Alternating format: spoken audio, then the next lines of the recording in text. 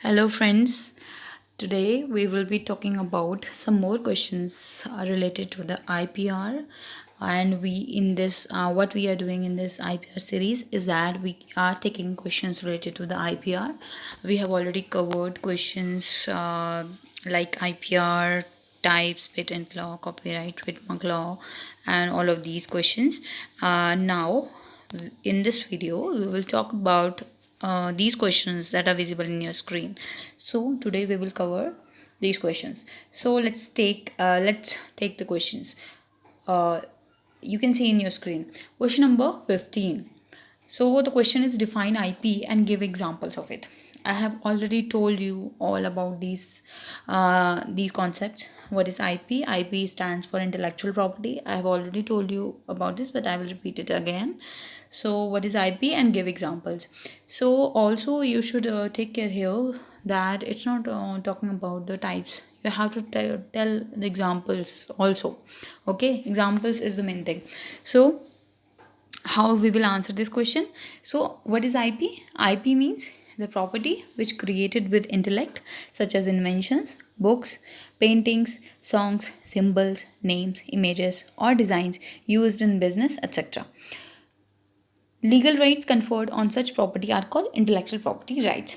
Okay, अगर मैं आपको हिंदी में बताऊं तो आईपी क्या है, इंटेलेक्चुअल प्रॉपर्टी क्या है, एक तरह की प्रॉपर्टी है जो क्या होता है, इंटेलेक्ट से क्रिएट की जाती है, इंटेलेक्ट से बनाई जाती है. जैसे कि इन्वेंशन हो गया, हम अपने दिमाग का इस्तेमाल करते हैं, बुक्स हो गई, पेंटिंग हो गया, सॉन्ग हो गया, सिंबल हो गया, नाम हो गया, इमेज हो गई.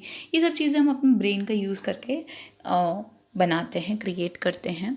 तो इस तरह की प्रॉपर्टी को इंटेलेक्चुअल प्रॉपर्टी कहते हैं, जैसे कि नेम ही इंडिकेट कर रहा है, इंटेलेक्चुअल प्रॉपर्टी.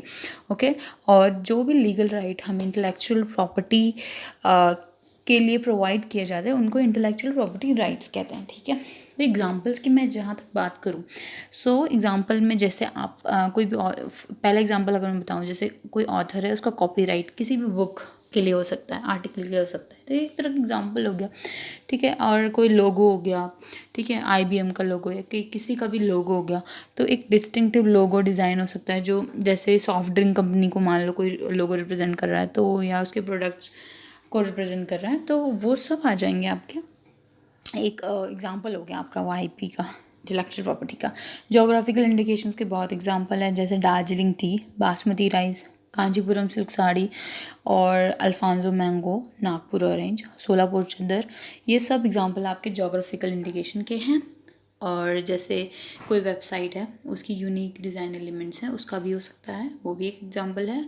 एक पेटेंट पर्टिकुलर प्रोसेस, जैसे मान लो फॉर एग्जांपल अगर च्युइंगम है, उसकी जो मैन्युफैक्चरिंग का जो प्रोसेस है उसका भी पेटेंट कराया जा सकता है, तो वो एक सब ये सब एग्जांपल्स हो गए. ठीक है, so let's move to the next question. You can see the question number 16 on your screen. Define patents and its type. You have to define the patent and what are the types of patent. Okay, so what is a patent?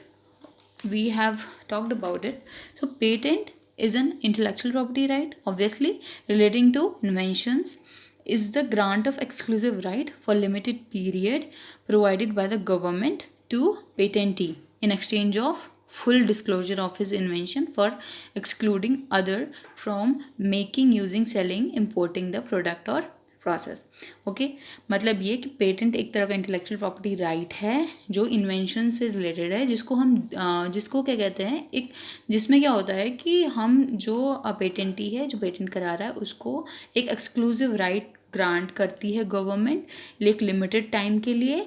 और इस right के अंतर्गत क्या होता है कि उसको वो सारी इन्वेंशन डिस्क्लोज करनी होती है, जो उसका मतलब जिसने वो इन्वेंशन क्रिएट की है, और उस ड्यूरेशन में, मतलब जब जो पेटेंट का ड्यूरेशन है उस टाइम पे कोई और पर्सन उसकी क्रिएशन या इनोवेशन को बना नहीं सकता, या यूजिंग, सेलिंग, इम्पोर्टिंग, ये सब काम नहीं कर सकता विदाउट परमिशन.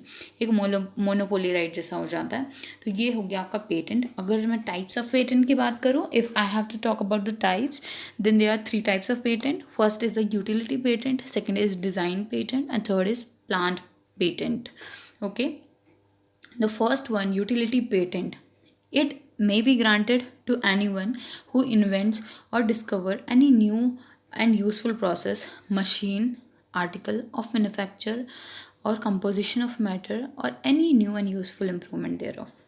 मतलब यूटिलिटी पेटेंट उनको मिलता है, कोई पर्सन जो ये इन्वेंट करता है या डिस्कवर करता है कोई भी नया और कोई काम का प्रोसेस हो, कोई भी यूज़फुल प्रोसेस हो या मशीन हो, मतलब किसी मशीन हो, प्रोसेस हो, कोई आर्टिकल हो या कोई भी मतलब मैटर हो, कोई भी चीज़ हो, उसका एक नया और यूज़फुल प्रोसेस मतलब यूज़फुल चीज़ आप डिस्कवर करते हैं तो वो यूटिलिटी हो गई उसकी, तो यूटिलिटी पेटेंट उसको कहते हैं.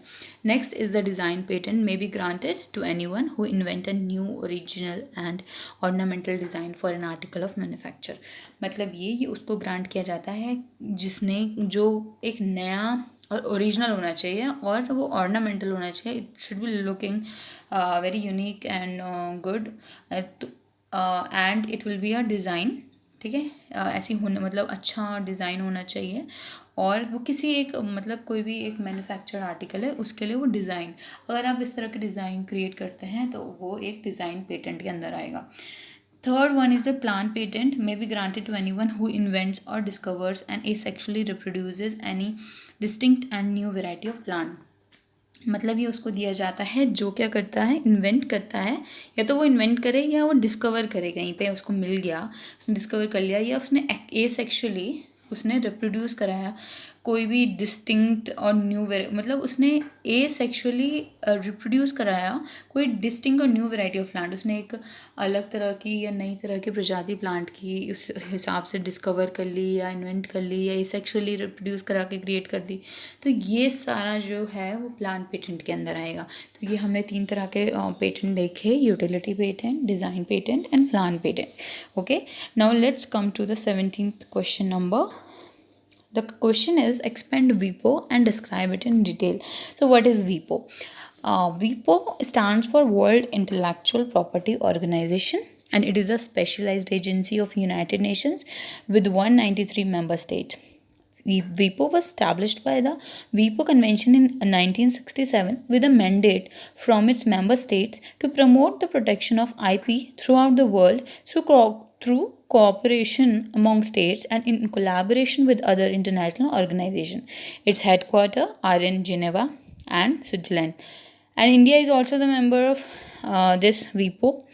And the major function of this WIPO is to cooperate with IP offices, users and other stakeholders to develop shared IP tools, services, standards, databases and platforms. This technical infrastructure is designed to help IB Institute collaborate more effectively and deliver more efficient services to their users, as well as enabling innovators and information seekers worldwide to freely access the knowledge contained in the IP system. So, and there are conventions also, WIPO conventions like the Budapest Treaty, Locarno Agreement, Madrid Protocol, Marrakesh VIP Treaty, Nairobi Treaty, etc. अगर मैं आपको हिंदी में बताऊं तो वीपो क्या है, एक तरह का ये जो वर्ल्ड इंटेलेक्चुअल प्रॉपर्टी ऑर्गेनाइजेशन है, ये एक स्पेशलाइज एजेंसी है यूनाइटेड नेशन की जिसमें 193 मेंबर स्टेट्स हैं. और ये जो है इसमें क्या, ये इस्टेब्लिश की गई थी वीपो कन्वेंशन के द्वारा 1967 में. और इसका जो मेन मैंडेट ये है कि हम ये क्या कर रहा है कि जो इसके मेंबर स्टेट हैं उनके जो आईपी है मतलब उसको इंटेलेक्चुअल प्रॉपर्टी को प्रोटेक्ट करना थ्रू आउट द वर्ल्ड. और कैसे प्रोटेक्ट होगा आईपी को, जब कोऑपरेशन होगा उनके बीच और कोलैबोरेशन होगा अलग अलग इंटरनेशनल वेरियस इंटरनेशनल ऑर्गेनाइजेशन के साथ. इसका हेड क्वार्टर आपका जेनेवा स्विट्जरलैंड में है. इंडिया भी इसका मेंबर है. और इसके फंक्शन की बात करें तो मेजर फंक्शन यही है कि आप क्या करना है, cooperation is the major function. ये कोऑपरेट करता है आईपी ऑफिसेज जो भी मेंबर स्टेट्स के होंगे, यूज़र्स और जो भी स्टेक होल्डर होंगे इससे रिलेटेड, तो उनके बीच में कोऑपरेशन कराना और फिर उससे क्या होगा, डेवलप करेगा एक शेयर्ड मतलब they can common IP tools, service, standards, databases और प्लेटफॉर्म. तो इससे क्या होगा कि आईपी का प्रोटेक्शन होगा, प्रमोशन होगा, डेवलपमेंट होगा, इसलिए ये सब करता है. और ये जो टेक्निकल इंफ्रास्ट्रक्चर है इसको डिज़ाइन किया गया है कोलैबोरेशन के लिए, ताकि मोर इफ़ेक्टिवली कोलैबोरेशन हो और एफिशिएंट सर्विसेज को यूज़र्स को प्रोवाइड कर सके, और जिसकी वजह से इनोवेटर्स और इनोवेटर्स को हेल्प कर सके, इंफॉर्मेशन सीकर्स को ये फ्रीली प्रोवाइड कर सके नॉलेज जो कि आईपी सिस्टम के अंदर प्रोवाइडेड होती है। ठीक है, तो ये था आपका वर्ल्ड इंटेलेक्चुअल प्रॉपर्टी ऑर्गेनाइजेशन।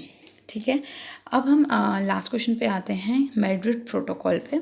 सो ये मैड्रिड प्रोटोकॉल है क्या? Explain Madrid protocol in detail. Now let's talk about this question.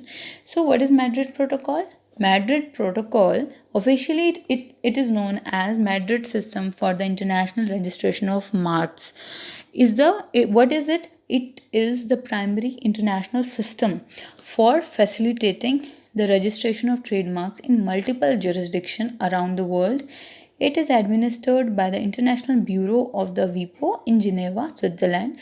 There are 125 countries part of this. It provides a centrally administered system of obtaining a bundle of trademark registrations in separate jurisdictions. It provides a mechanism for obtaining trademark protection in many countries around the world, which is more effective than seeking protection separately in each individual country or jurisdiction of interest. Its legal basis is the multilateral Treaty Madrid Agreement concerning the international registration of marks of 1891 as well as the protocol relating to the Madrid Agreement 1989. अब मैं आपको समझाती हूँ हिंदी में कि ये होता क्या है। तो ये मैड्रिड प्रोटोकॉल है क्या? असल में ये सिर्फ एक क्या है, ये एक प्राइमरी इंटरनेशनल सिस्टम डेवलप किया गया है।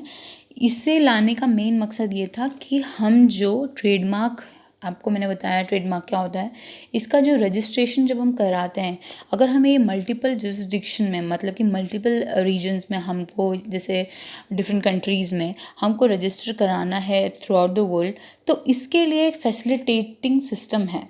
ये मैड्रिड प्रोटोकॉल में ये डेवलप किया गया था, एक फैसिलिटेटिंग सिस्टम को क्रिएट किया गया।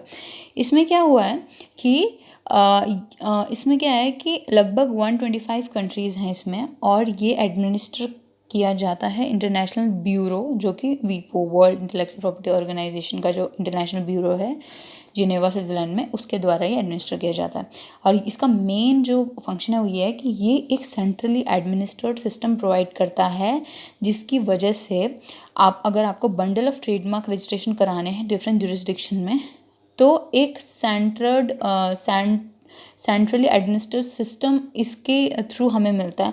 और जो मैड्रिड है वो एक मैकेनिज़्म प्रोवाइड करता है, जिसके तहत क्या होता है कि अगर हमें ट्रेडमार्क प्रोटेक्शन बहुत कंट्रीज़ में चाहिए अराउंड द वर्ल्ड, तो ये बहुत इफ़ेक्टिव है कि हमें एक साथ मिल जाए मल्टीपल कंट्रीज़ में, जो रजिस्ट्रेशन है वो एक साथ, मतलब हमें मिल जाए वो जो ग्रांट है इसका।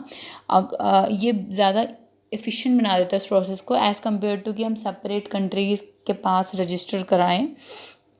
ये इसका मेन बेनिफिट है कि आपको मल्टीपल कंट्रीज़ में एक बार में इसके इन्होंने यही फैसिलिटेट किया है कि अगर आपको मल्टीपल कंट्रीज़ में रजिस्टर कराना है तो you can do that instead of registering separately in different countries. Main motto यही था। और इसका लीगल बेसिस कुछ वो हैं, वही आपके एग्रीमेंट्स हैं जो 1989 में आए थे, जो इसको लीगली बेस करते हैं इस प्रोटोकॉल को। तो अल्टीमेटली जो मैड्रिड प्रोटोकॉल है, इसके तहत उन्होंने क्या किया कि अगर आपको मल्टीपल जुरिस्डिक्शन में आपको रजिस्ट्रेशन कराना है तो आपका एक प्रोसेस को फैसिलिटेट कर दिया गया, और ताकि आपको सेपरेटली ना करना पड़े, एक ही साथ आप मल्टीपल में कर सकते हैं। इतनी सी बात है, ठीक है। Okay, that's all for today's video, and there are some more questions. Just one video is required for that, and I hope you got to know something in this video, and thank you guys, and we will meet in next video. Thank you so much.